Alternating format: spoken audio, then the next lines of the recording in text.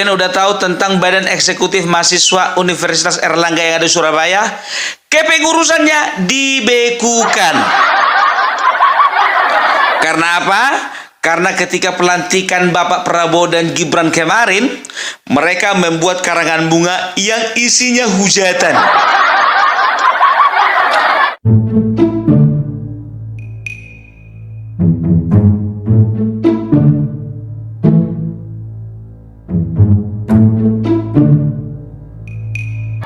Kalau aku katakan ini tidak adil. Kenapa aku katakan tidak adil? Kalau bisa jangan cuman BEM Universitas Airlangga dibukukan, yang lain yang sama sejenis dibekukan juga. Brawijaya, Universitas Indonesia, Gajah Mada, yang modelnya sama-sama kayak manusia ini bekukan aja. Bung, apa sih maksudnya dibekukan? Dibekukan itu bahwasanya kepengurusannya dianggap tidak sah untuk sementara dan tidak bisa melakukan kegiatan-kegiatan di kampus. Makan itu yang enak itu. Aduh. Apa sih kerja kalian? Mahasiswa model apa kalian ini? Adik-adikku, kudengarkan dulu, ku bilang dulu sama kalian. Dulu kami waktu mahasiswa, makanan kami Indomie ikan asin. Tapi kami selalu berpikir jernih, walaupun kritis, tapi kami masih punya etika, nggak kayak kau. Makanmu nasi padang, pecel lele, nasi goreng. Tapi pola pikirmu kerdil. Coba kayak kemarin itu ya Pak, BEM Brawijaya, Presiden BEM Brawijaya, ku challenge kau Satria kemarin, apa kau bilang itu mau bikin demo besar-besaran? Sampai sekarang besarnya pun gak kelihatan semana. Orang kalau kayak gini, ini sekarang begini, makanya ku bilang sama kalian ku bilang sama kalian, ini adalah awal mula dari tindakan kampus terhadap BEM yang ada di di universitas-universitas yang ada di Indonesia. Orang ini bukannya bilang apa? Ku bilang sama kalian ya, kemarin kalian bisa bersuara, bisa koar-koar, bisa tentang sana tentang sini, bisa petantang petenteng. Karena apa? Karena yang kemarin itu presidennya masih agak sopan. Kalau yang ini jangan harap sopan. Bekor kau sedikit kena gulung kau. Apalagi kalau sudah merusak dan mengganggu stabilitas nasional. Jangan kalian kira, makanya aku bilang, kalian kira lebih enak zamannya Bapak Prabowo ini. Kemarinnya kalian bebas-bebas karena apa? Karena kemarin itu Bapak Joko Widodo itu bisa dikatakan berpolitik secara santun. Nah, kalau Bapak Prabowo gak laku. Gak kalian tengok kemarin itu menteri semuanya dimasukkan ke dalam perkemahan. Digembleng, di Akmil sana. Artinya apa? Artinya pemerintahan Prabowo Subianto tidak mau main-main lagi dengan hal-hal remeh-temeh seperti itu. Coba bayangkan kalian tanggal 22 katanya karangan bunga itu sudah dipajang, ya kan? Baru setelah tanggal 22 kalau tidak salah itu hari Selasa. Nah, tanggal 29 hari Jumat maka dilakukan pemanggilan. Ada jeda antara Selasa Jumat, Selasa, Rabu, Kamis, Jumat. Hari Jumat tanggal 9 itu dibekukan. Artinya apa? Di hari Rabu dan Kamis, kemungkinan besar saking viralnya, mereka menerima dari salah satu kementerian. Menerima email. Ya kan? Dan bukan cuma menerima email, menerima juga telepon. Di telepon lainnya Bapak Dekan kan dari salah satu kementerian, nggak perlu kusebutkan kementerian apa. Pak Dekan, oh iya Pak Menteri, Pak Menteri. Itu mengenai yang viral-viral itu, mengenai yang Badan Eksekutif Mahasiswa Erlangga. Iya Pak, iya. Paham Pak, betul Pak. Kami itu Pak. Iya, ya gimana? Itu bisa diamankan atau tidak? Atau Bapak yang perlu saya amankan?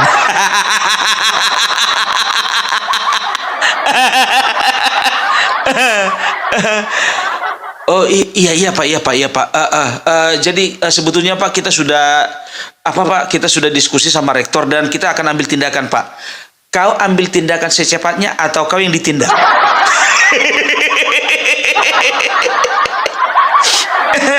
Siapa? Pokoknya besok pagi Pak, kepengurusan akan kita bekukan. Bekukan, jangan sampai mencair.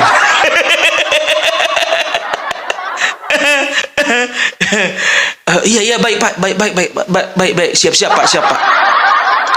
Saya katakan sama kamu, ya, tolong Bapak Dekan, ya, segera tindak. Saya ambil tindakan atau langsung Bapak Presiden ambil tindakan?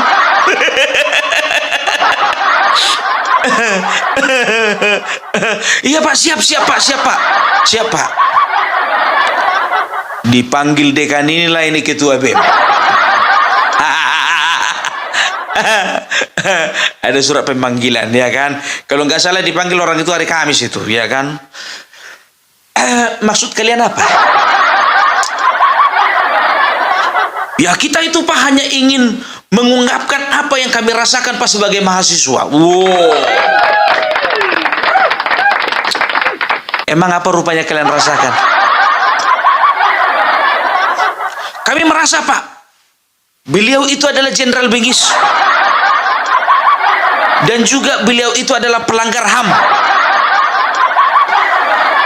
Dari mana kau tahu? Kejadian tahun 97-98 Pak. Kau waktu itu umur berapa?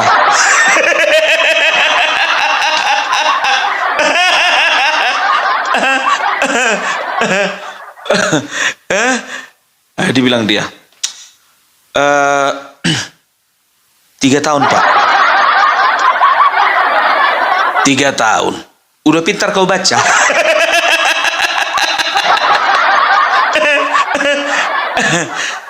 Belum Pak, masih belajar. Waktu itu kenal kau sama Bapak Prabowo? Enggak Pak, enggak kenal Pak. Jadi kenapa kalian bisa mengambil tindakan dan sikap melawan pemerintah seperti itu? Kutanya dulu kalian. Udah hebat kalian. Enggak tahu kalian bahwa kami pemimpin di sini terancam gara-gara keulah kalian? Ya enggak tahu kami Pak, itu urusan Bapak.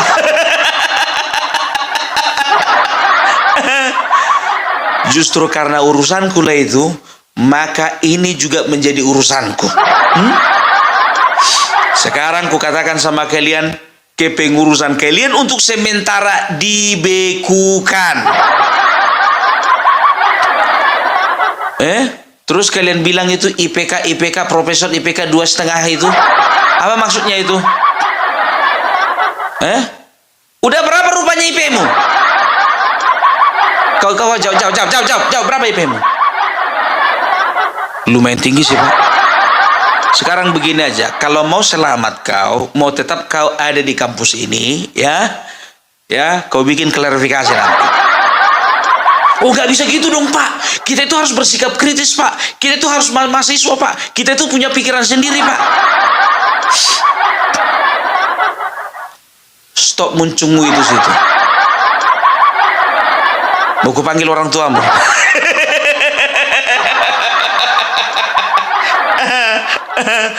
Aduh. Ya, dan akhirnya ya kepengurusan BEM dibekukan sementara ya. Kapan itu Pak bisa dicairkan? Emangnya pinjaman dicairkan? Jadi bisa dikatakan normal kembali ketika mereka mengadakan diskusi dengan pimpinan, dengan dekan, dan juga memberikan sebuah komitmen untuk tidak mengulangi hal tersebut. Kita lihat dulu ya bagaimana. Makanya aku bilang tadi, untuk universitas-universitas lainnya juga ya, kalau bisa juga dibekukan lah ya. Karena apa? Kita takut generasi muda ini akan rusak, ya. Akan rusak karena apa? Karena mereka itu berpikiran terlalu bebas dan terlalu condong kepada salah satu pemahaman. Dan pemahaman yang salah menimbulkan sikap apatis dan juga pesimistik terhadap bangsa dan juga terhadap pemimpinnya sendiri. Jago kali Opung, udah kayak rektor. Ya memang itu, makanya gue bilang ini adik-adik kita ini perlu kita kasih tahu, ya. Kecerdasan itu bukan hanya kecerdasan akademik yang dibutuhkan, tapi kecerdasan dalam berpolitik, kecerdasan dalam bersikap, kecerdasan di dalam spiritual, dan juga kecerdasan yang lain-lain. Itu dia harus dipunyai, ya. Karena ya bisa dikatakan, sedangkan Universitas Oxford juga mengatakan, dan juga Stanford University, kesuksesan itu hanya 10% dari akademik yang menyumbang terhadap kesuksesan hidup kita di masa depan. Ingat itu, hanya 10% kecerdasan akademik yang menyumbang kesuksesan kita di masa yang akan datang. Jadi ingat itu ya, para mahasiswa yang menjadi adik-adikku saat ini, ya. Kalau misalnya ada orang-orang yang merusak seperti Faisal Assegaf, Rocky Gerung, mereka bikin workshop, jangan ikuti. Ya cukup kalian itu kagum dengan kata-katanya si Rocky Gerung, tapi jangan ikuti isi kepalanya. Harus bisa punya saring kalian lah. Ya, jadi makanya ya dekan itu juga sudah membekukan itu karena apa? Karena dilihat ya ini akan memberikan citra buruk terhadap kampus, ya. Dan juga tahu enggak kalian, kriteria seseorang mahasiswa diangkat menjadi presiden BEM, ya salah satunya itu harus cerdas, yang kedua memang aktif berorganisasi, dan yang ketiga harus diingat ya, harus juga ikut memajukan kampus tersebut. Itu dia. Kok jadi mundur sih? Kayak Brawijaya, kok jadi mundur sih? Gitu loh. Jangan pemahaman-pemahaman sempit yang kalian berikan kepada junior kalian, ya. Jangan ikut-ikuti orang-orang bodoh sana yang taunya ngomong, nggak tahu kerja, ya. Yang kebanyakan ikut seminar tapi nggak pernah praktek, ya. Aneh aku ngeliat mahasiswa sekarang, banyak kali seminarnya, praktek nggak pernah. Disuruh PKL cabut, gitu loh, ya. Jadi memang tahu, ya, ini untuk ketua BEM ini yang ketua BEM FISIP, ya, Fakultas FISIP, ya, ilmu sosial dan politik. Tahu ya kan, jurusanmu itu politik, ya. Justru karena itu kau itu harus dituntut, ya, punya kecerdasan politik dan kedewasaan berpolitik, gitu. Kayak Opung Parbela gitu loh. Ya, jadi kalau bisa dikatakan mahasiswa dulu sama sekarang beda, ya, beda. Karena mahasiswa dulu itu, organisasi itu adalah sebagai ajang untuk bisa dikatakan untuk silaturahmi, ya, dengan mahasiswa lainnya dan juga dengan fakultas lainnya, bahkan juga dengan kampus lainnya. Makanya dulu, ya, waktu zaman kami, kalau bergerak satu kampus, biasanya misalnya ada satu gejolak, itu saling callingan itu sama yang lain juga bergerak. Karena apa? Satu visi, satu misi, satu penderitaan, gitu loh, ya. Tapi kita juga berpikir jernih, nggak kayak sekarang.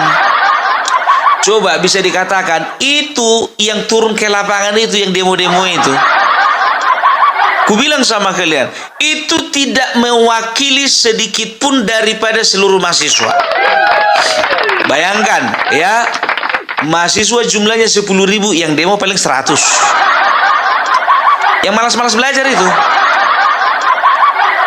yang kebanyakan jam kosong.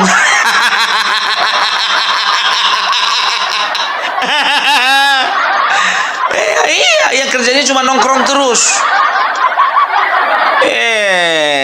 Itu dia. Jadi makanya, ya, manusia-manusia seperti itu, itulah yang diperalat oleh oknum-oknum pejabat, oknum-oknum partai politik, ya, untuk melakukan movement, ya.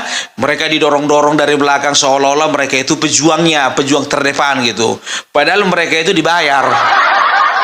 Gak usah banyak cerita lah. Dari mana ongkos kalian? Dari mana uang makan kalian? Dari mana uang perobatan kalian? Nggak semuanya memang. Aku disclaimer ya, tidak semuanya gerakan mahasiswa itu dibayar memang ya. Tapi ya makin kesini ku tengok udah nggak murni lagi gerakan mahasiswa gitu loh. Karena banyak juga mahasiswa-mahasiswa lainnya yang berpikir jernih, nggak sama kayak kalian gitu.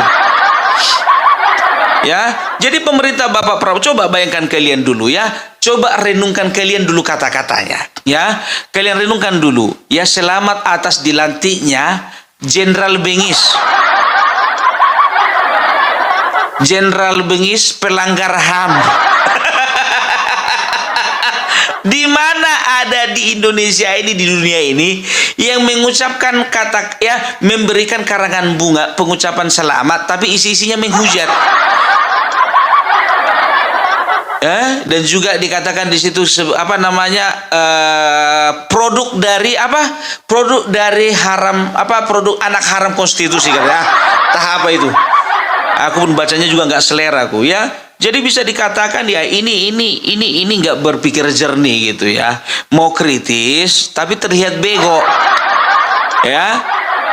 Kalau kritis, kau tidak suka pemerintahan, itu secara pribadi nggak perlu kau lewat, ya, apa namanya, nggak perlu kau sampaikan itu di forum, ya. Jangan sampai orang berpikir nanti isi kepalamu itu itulah isi kepala mewakili dari seluruh mahasiswa. Tidak, ya.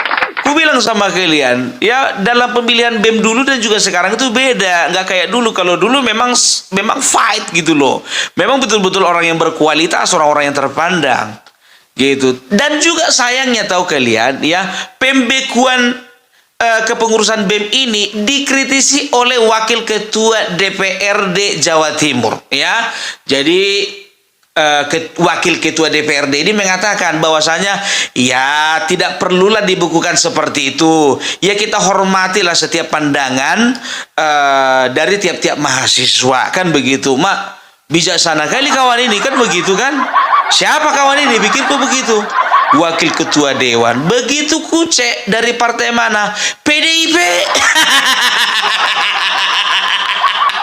Pantas lawak oposisi, pantas mendukung.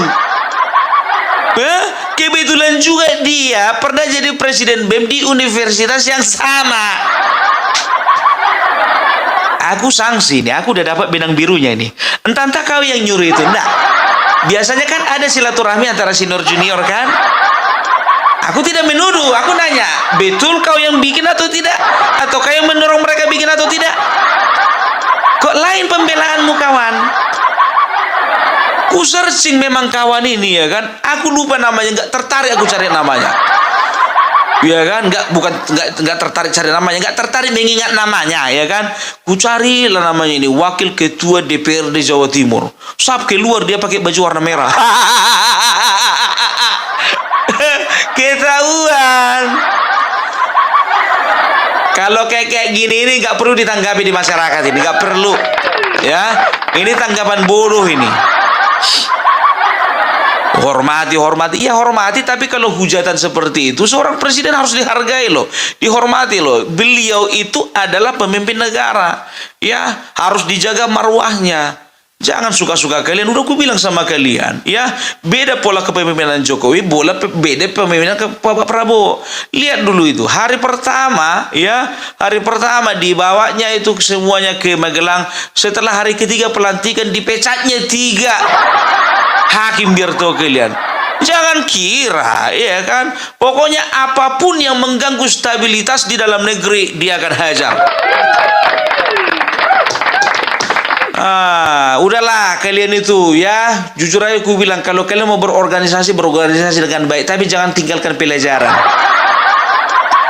jangan tinggalkan sholat, jangan tinggalkan ngaji, jangan tinggalkan ibadah bagi yang beragama Kristen. Ya, perbanyak belajar, perbanyak ibadah, berorganisasi, biarlah berorganisasi yang membangun, bukan organisasi yang bikin rusuh. Hanya orang bodoh ya mengikuti sesuatu untuk berbuat hal-hal bodoh. Iya. Tapi kalau orang pintar, orang bijak dilihatnya, oh ini tindakan bodoh, ini nggak mau dilakukan itu. Makanya tindakan-tindakan itu kalau aku bilang tindakan bodoh, caper cari perhatian gitu loh. Orang kalau cari perhatian berarti apa? Karena dia kurang mendapat perhatian dari mahasiswa. Satria mana yang dari Brawijaya itu? Ya kalau ngomong mulutnya kemarin itu sama si Faisal Assegaf, kami akan bikin aksi besar-besaran, aksi besar-besaran, aksi besar-besaran. Dan juga itu kemarin itu BEM UI ya, yang bilang kemarin itu bahwasanya TNI melakukan pelanggaran HAM itu ya. Coba dulu kalian itu masuk dulu ke dalam ke pedalaman sana, tendem dulu sama ke TNI kalian kalau memang tahan. Bacrit kalian, jago ngomong di depan kamera aja ya kalian. Gak ada kalian itu memang apa yang kalian rasakan di bangku Presiden BEM itu beda sama di lapangan. Wah, nggak sama. Kalau Opung Parbelak ini orang lapangan ini. Jadi jangan kau lebih paham lapangan daripada aku. Nggak lebih paham kau daripada aku.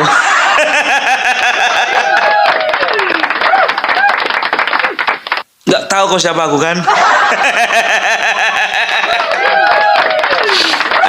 Ya. Jadi itulah dulu dari Opung Parbelak. Jadi pesan Opung Parbelak untuk kepada mahasiswa adik-adik kami, belajarlah dengan baik, persiapkan diri untuk menuju Indonesia Emas 2045. Kalau ada mahasiswa-mahasiswa yang bego-bego yang ngajak-ngajak demo-demo, tinggalkan itu. Gak usah ikut-ikut itu, bodoh itu. Ya, karena apa? Belum tentu mewakili hati masyarakat, hati rakyat, dan juga hati dari mahasiswa. Mana tahu mereka itu mewakili daripada orang-orang yang ada di balik layar, ya kan? Itu aja lah. Oke, salam Parbelak, salam NKRI, harga mati.